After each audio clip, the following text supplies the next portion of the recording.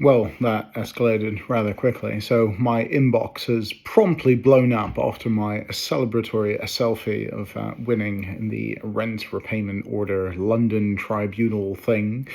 Long story short, if you don't have an HMO license, tenants can apply to a tribunal for something called a rent repayment order. If you are found guilty of operating an HMO, house in multiple occupation, without a license, you are committing a criminal offence. I'm obviously not a criminal. Now, the punishment for this can be jail time, I guess. But more interestingly, tenants can claim back up to a year's worth of rent. So if you fancy having a property and renting it out for free, don't get a license, because tenants will find out, because they do Googling and they go to places like the Citizens Advice Bureau and Shelter and the council and all these people that don't really like private landlords, despite me offering probably the best quality accommodation in South London at that price point. They found the need to take me through a tribunal, incurring lots and lots of professional fees and costs, of course. At no cost to them, I may add, because they hired this company called Justice for Tenants, as if I've done something wrong to these tenants and they demand justice. Well, fear not. So my defence, let me start with them. Their application was nearly 700 pages of padded out waffle.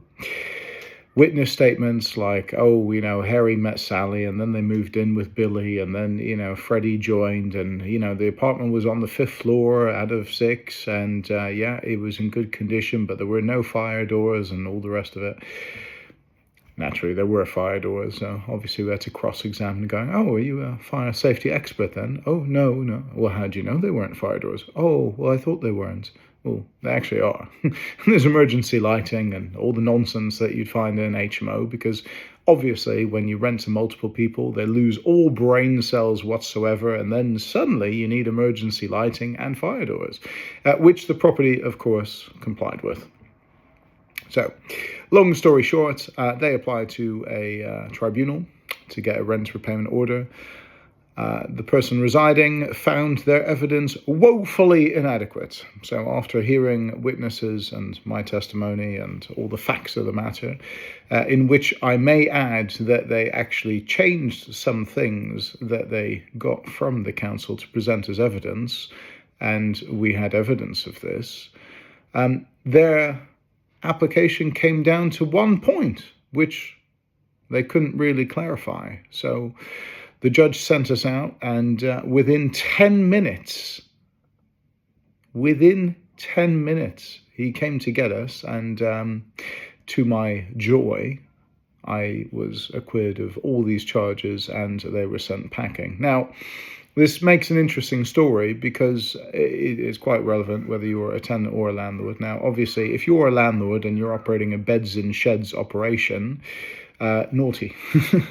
Don't do that, because we all have a duty of care to make sure that properties are safe and compliant and all the rest of it, as nonsensical as these things may be. Like, you do need to explain to them where the fire exit is. The front door, you fuckwit. You go out the same way you came in. It's on the 5th floor. It's not good to jump out of a window, even if there is a fire, mate. You probably want to try from the front door. But anyway, that sort of stuff has to be explained to the tenant. So it's written in law, and therefore it must be done, because we must be good little boys and rent out our property properly. Lesson there: if you haven't got a license, get one, because you're basically renting out your property for free. They can literally knock on your door and demand a year's rent back. Simple as that. And if you are operating a property with a license, make sure that you comply with all the license conditions. So if they say they want a fire blanket, buy them a fire blanket. If they say they want fire doors, put in fire doors. Just comply, because the law is not fair. Had I been found guilty of this offence, I would have had a criminal conviction, but I would have had to pay a year's rent back. Now, the long and short of it is that the application was made, The council had taken my money. They sent me a confirmation that they had received my application and that it was being processed. They sent me an invoice, which I paid. Now, councils are very slow. We know this from all government organizations. Yeah, look at the potholes in the road. They don't get filled instantly. The only thing that does normally happen on time is bin collection. But whether they take everything, that's another matter. So councils work very slow. And it was actually a number of years ago that I applied for this license. It didn't even occur to me to chase them up or anything, because guess what? If you call up number 10 and ask for the potholes outside your road to be filled, it's not going to happen very quick, is it? Nothing ever happens quick. Is there a point chasing? No. They'll contact you when they've done all their tick boxing and checking and all that sort of thing, and finally get around to putting ink in the printer and printing off a license for you. But that's how this came to light. Basically, something fudged in their system, and the application did not marry up with the payment that was received. So they apologized, and they said it was an error on their part. But that did not stop these tenants from vexatiously going to this tribunal, because, after all, it's no win, no fee for them. It's no skin off their nose. They can hound you for costs and all the rest of it. It's free, because Justice for Tenants is here to save the day. All these poor tenants that have been living in squalor. And just to put some context to this, they lived in the property in 2021. That's 3 and a bit years ago. It's a long time. So they've been Googling and pondering and, how can we get some free money? And this is the best they come up with. It all hinged on a note on a system that said the application was not complete. Well, I had written evidence in email format to say the application's complete. Have a nice day. So the judge threw it out. It took 10 minutes.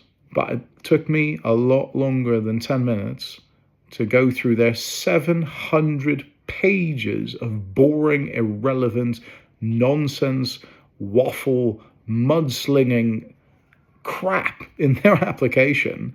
And you gotta go through this. It is absolutely painful. So prevention is the cure, really.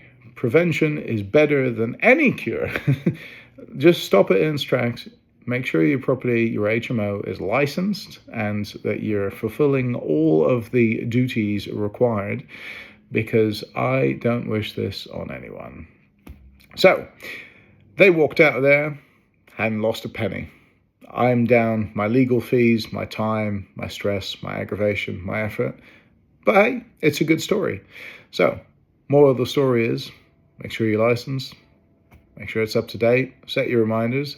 Don't rely on the council to come to you to say that there's something wrong. If you haven't got your license, probably worthwhile sending a quick email, just so if something does happen, you can go, well, Your Honor, I did chase it up and I didn't get a response, or whatever it may be.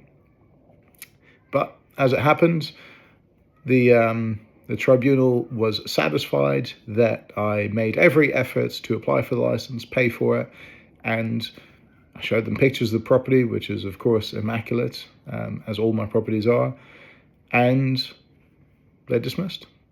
So happy days. Here's to a win.